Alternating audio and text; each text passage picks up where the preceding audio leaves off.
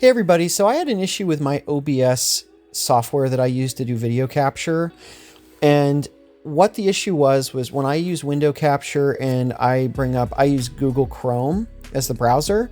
When I use that for news related information and any other work, my OBS software, which was recently updated, I'm using 26.1.1 64-bit for Windows, it wasn't showing my actual browser information. It was just showing a black screen. So how do you fix this? I did a little bit of research and I wanted to share this.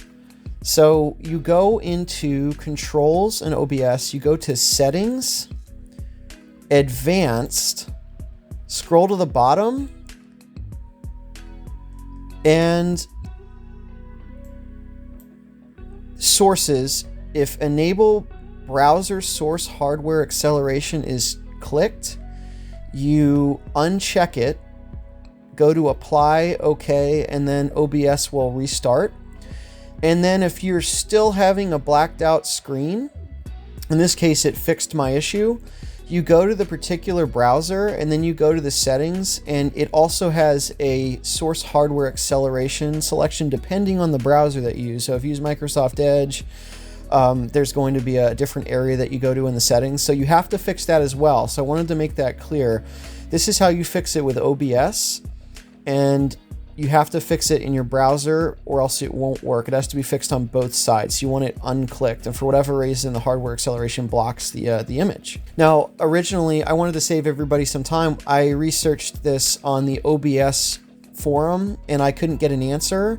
So I played with it, and then I watched a couple videos and figured out how the settings work and was able to orchestrate a solution. Just so you know, OBS is an open source software and nobody works there full time. So if you send them help desk requests, they don't really have a help desk. So it's basically just open forum, and it's whenever the volunteer mod gets back to you. So don't expect anything really fast. So I wanted to share this. I use OBS for all my screen capture. I experimented with other programs and I've just found that OBS is amazing and it's simple. And I do have a little bit of an issue with audio pickup. So that's impacting my live streaming capability, which I really haven't worked on a solution for that yet. But other than that, it's a really good software. It's totally free. And sometimes you just have to play with it a little bit, but wanted to share that. If you all are using it, feel free to give this a shot, and no need to necessarily get a new software. You can just uninstall OBS, get the latest version, and then try this to see if it works. But feel free to like, share, and subscribe, and more to come. Thanks.